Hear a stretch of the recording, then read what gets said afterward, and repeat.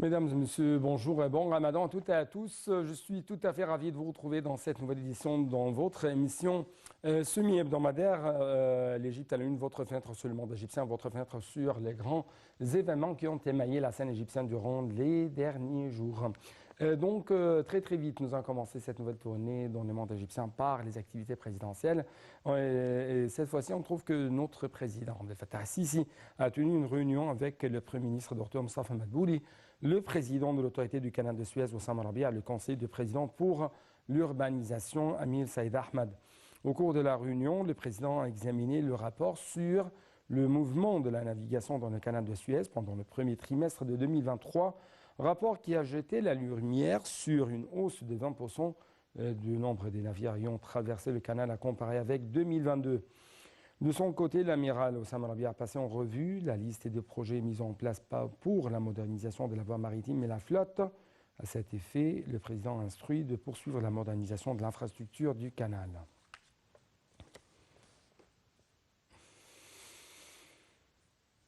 D'autre part, le président Abdel Fattah al-Sisi a enjoint au chef du gouvernement, Dr Mostafa Madbouli, et un nombre de ministres et de responsables lors d'une réunion tenue lundi dernier de s'intéresser aux plus petits détails concernant le grand musée égyptien GEM et de poursuivre les travaux en cours pour développer son périmètre.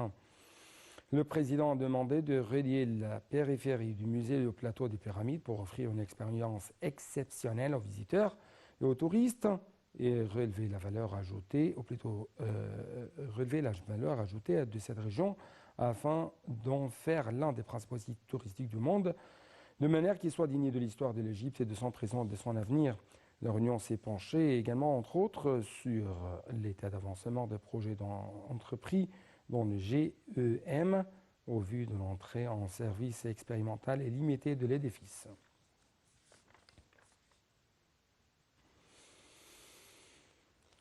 D'autre part, le ministre s'est entretenu hier à Athènes avec le Premier ministre grec Kyriakos Mitsotakis et le ministre des Affaires étrangères Nikos Dendias. Donc toujours ça dans le cadre des pourparlers égypto-grecs sur les relations bilatérales.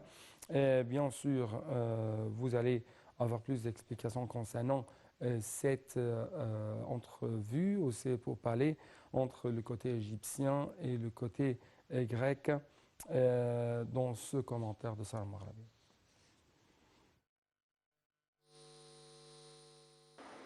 Le ministre des Affaires étrangères Sameh Choukri s'est rendu hier dans la capitale grecque, Athènes, pour une visite au cours de laquelle il a rencontré le Premier ministre grec Kyriakos Mitsotakis et le ministre des Affaires étrangères Nikos Dendias pour discuter de divers aspects des relations bilatérales et des dossiers régionaux et internationaux d'intérêt commun.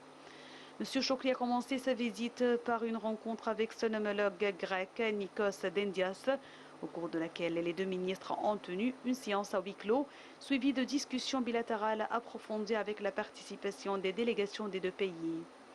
Au cours des entretiens, M. Choukri a fait part de l'attachement du gouvernement égyptien à faciliter le flux d'investissements grecs vers le marché égyptien, à augmenter le volume des échanges commerciaux et à s'efforcer de surmonter les obstacles auxquels sont confrontées les entreprises grecques en Égypte. Le chef de la diplomatie a également souligné l'importance de s'appuyer sur l'Égypte comme point de départ vers le marché arabe et africain. Le ministre des Affaires étrangères a mis l'accent sur les relations stratégiques entre l'Égypte et la Grèce dans tous les domaines et l'importance de les renforcer. Il s'exprimait lors d'une conférence de presse conjointe avec son homologue grec Nikos Dendias à Athènes. Il a expliqué que l'Égypte et la Grèce œuvraient durant cette période à renforcer la coopération dans plusieurs domaines, dont la connexion électrique entre les deux pays et l'utilisation de l'énergie propre. D'autre part, le ministre égyptien des Affaires étrangères, M. Sameh Choukri, président également de la COP27, s'est entretenu au téléphone avec l'envoyé spécial du président américain pour le climat, John Kerry. Les deux responsables ont salué le niveau de coopération et de concertation entre l'Égypte et les États-Unis dans les dossiers du climat et a affirmé l'importance de poursuivre l'action conjointe dans la période à venir en prenant appui sur les résultats réussis de la COP27 et de préparer la COP28 prévue fin 2023. qui a apprécié la participation de Chokri à la réunion ministérielle virtuelle du Forum des grandes économies sur l'énergie et le climat tenu en mars dernier. Le chef de la diplomatie a indiqué que cette réunion était une occasion importante pour passer en revue les réalisations de la COP27 à l'appui de l'action climatique conjointe, notamment en ce qui concerne les dossiers des pertes et des dommages et la mobilisation des fonds pour le climat.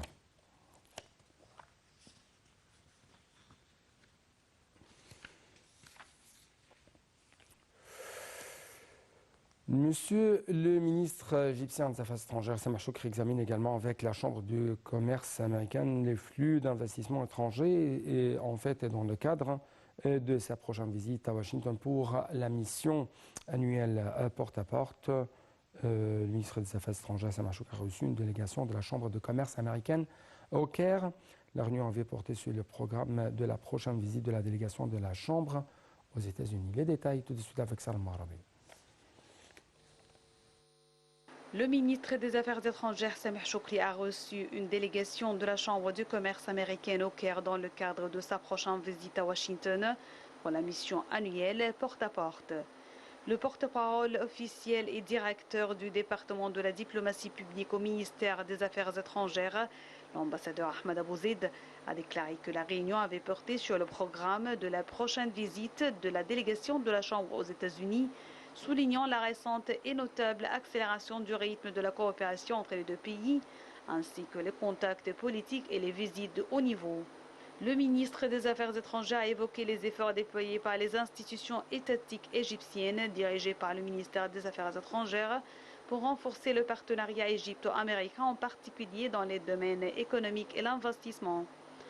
Le porte-parole du ministère des Affaires étrangères a noté que la réunion avait porté sur les défis liés à l'économie mondiale et leur impact sur l'Égypte et les efforts déployés par le gouvernement égyptien pour faciliter le flux d'investissements étrangers et les opportunités croissantes offertes au secteur privé américain pour investir en Égypte, lesquelles seront examinées avec des officiels et des représentants du secteur privé américain lors de la visite de la délégation à Washington. D'autre part, la réunion a abordé les efforts visant à organiser la première réunion au Caire de la Commission économique conjointe pour étudier la coopération économique entre les deux pays, notamment dans les domaines de l'énergie, l'environnement, l'investissement, le commerce, les communications, les technologies de l'information et autres.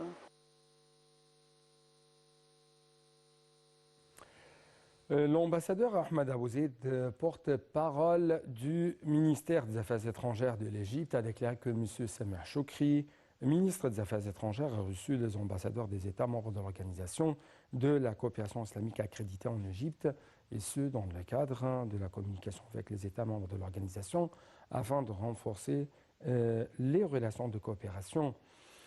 Le chef de la diplomatie a de même expliqué les positions égyptiennes à l'égard des questions qui préoccupent le monde islamique au début de la réunion. Le ministre des Affaires étrangères a souligné le soutien de l'Égypte à l'Organisation de la coopération islamique. Il a renforcé le rôle joué par l'OCI dans la défense des intérêts et des priorités du monde islamique.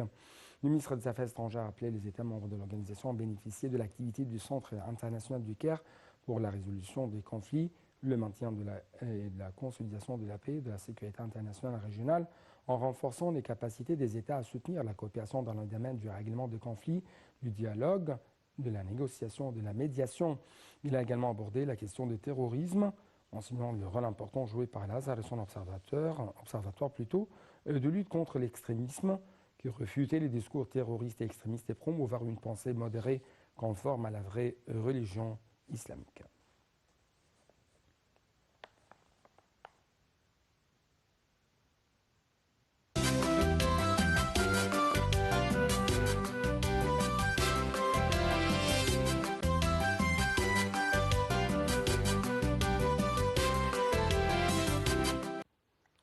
Commençons donc notre tournée dans le monde des chiffres, dans le monde de l'économie égyptienne, par le ministre égyptien des Finances, Dr Mohamed Moït, qui a indiqué lors d'une entrevue avec l'ambassadeur de Corée du Sud au Caire que l'Égypte devenait plus attractive pour les investissements étrangers au vu des opportunités prometteuses dans l'environnement législatif, des mesures fiscales et douanières en sus des incitations prises par le gouvernement pour autonomiser le secteur privé, dont le document de la politique de propriété de l'État et la licence d'or. Les explications avec notre collègue Salam Marabi. Le ministre des Finances, Mohamed Maït, a indiqué que l'Égypte devenait plus attractive pour les investissements étrangers au vu des opportunités prometteuses d'un environnement législatif, des mesures fiscales et douanières, en sus des incitations prises par le gouvernement pour autonomiser le secteur privé dans le document de la politique de propriété de l'État et la licence d'or. Lors d'une entrevue avec l'ambassadeur de Corée du Sud au Caire, M. Maït a noté que l'Égypte aspirait à l'accroissement des investissements coréens de manière à maximiser les capacités de production et d'exportation de l'État et de renforcer le partenariat entre les deux pays du fait que les sociétés coréennes constituent un modèle pionnier dans l'industrie des électroniques sur le marché égyptien et jouent un rôle axial dans la localisation de l'industrie nationale, l'augmentation de la part des composants technologiques dans l'industrie et la création d'emplois. Le nouveau programme pour le soutien des exportations stimule davantage les secteurs de production et d'exportation, a-t-il noté, ajoutant que 28,1 milliards de livres égyptiennes avaient été affectés au soutien des sociétés exportatrices. Le ministre a souligné que le gouvernement compte à partir du prochain exercice verser le soutien à l'exportation dans la même année d'exportation pour fournir les liquidités nécessaires afin d'encourager la production. M. Maït a noté qu'un mémorandum d'entente sera signé entre le fisc égyptien et son analogue sud-coréen fin avril courant pour confronter la coopération douanière et faciliter les échanges commerciaux.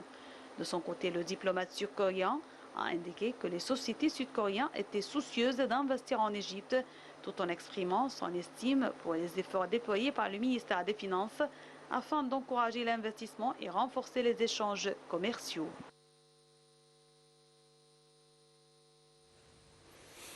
Le ministre du Pétrole et des Ressources minières, Tariq Al-Molla, a déclaré que le secteur pétrolier met actuellement en œuvre un vaste programme de forage en coopération avec ses partenaires étrangers, et ça dans le but de réaliser davantage de découvertes et d'augmenter la production. Soulignons que l'Égypte dispose de toutes les capacités, de tous les facteurs de succès dans le domaine du pétrole et du gaz. Le ministre a tenu ses propos lors d'une rencontre avec l'ambassadeur britannique au Caire, Gareth Daly, pour discuter des activités des entreprises britanniques opérant dans le domaine du pétrole en Égypte et des efforts du Forum de gaz de la Méditerranée orientale pour renforcer la coopération dans la région.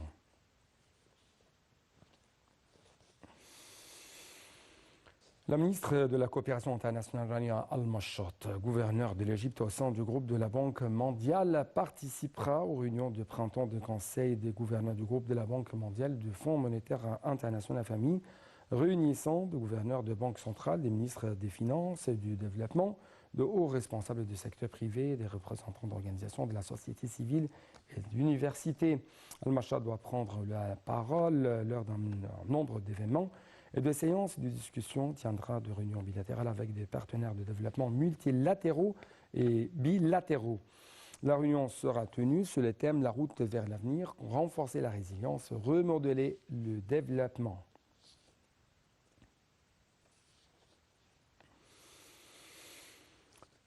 Le Centre d'information de soutien à la prise de décision du Conseil des ministres a affirmé que la transition vers les industries vertes nécessite une approche participative entre le gouvernement, les institutions industrielles et les différentes parties prenantes. Cette transition comprend de nombreux efforts, élaboration de politiques, amélioration de processus de production industrielle et de la productivité, une utilisation efficace de ressources pour parvenir à un équilibre entre le développement économique et industriel.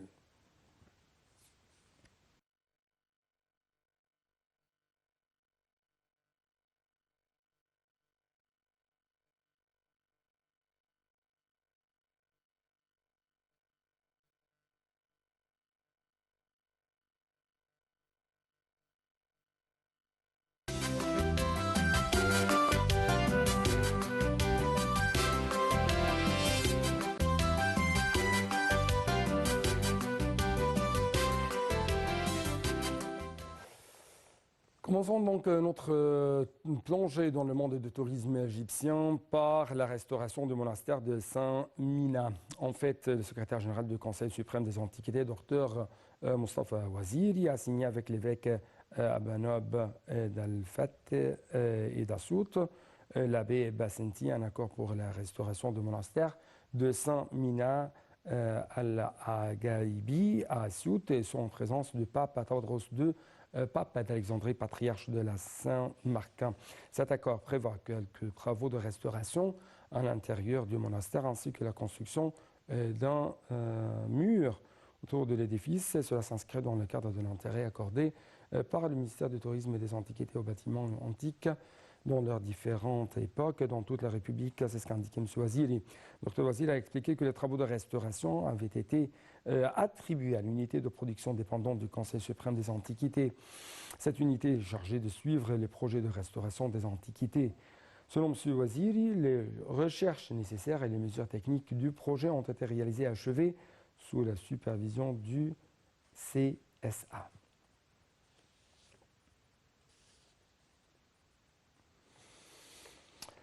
En fait, l'Égypte compte 209 types de récifs coralliens et la mer Rouge a l'un des plus longs récifs vivants du monde qui représente environ 5% de la couverture corallienne mondiale, s'étend à 4000 km de ses côtes et abrite près de 350 récifs coralliens différents, ce qui le rend un principal contributeur au secteur du tourisme côtier en Égypte. C'est ce qu'a indiqué le Centre d'information de soutien à la prise de décision du Conseil des ministres, IDSC. Ces informations ont fait partie d'un rapport publié par l'IDSC portant sur les récifs coralliens. La Banque mondiale a affirmé dans son rapport publié en novembre 2022 que les récifs coralliens valaient à la moitié des recettes touristiques globales de l'Égypte, estimées à 12% de PIB égyptien en 2019. D'autant plus que les récifs s'étendent sur le golfe de Suez et d'Al-Aqaba, d'une superficie de 1760 km et d'une largeur moyenne d'environ 250 mètres, d'après le rapport publié par l'IDSC.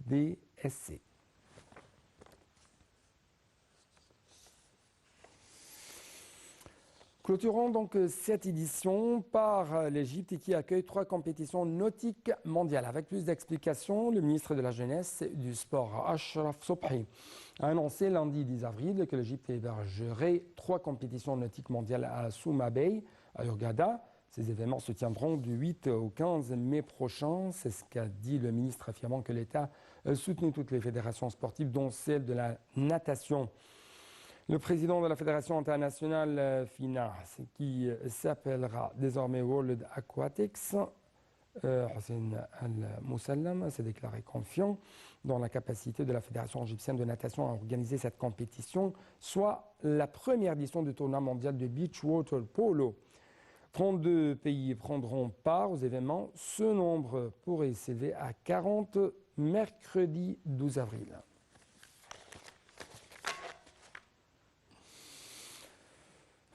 Donc c'était tout pour cette édition. Merci beaucoup pour votre attention. Toujours bonne suite de nos programmes sur votre chaîne NAL TV International.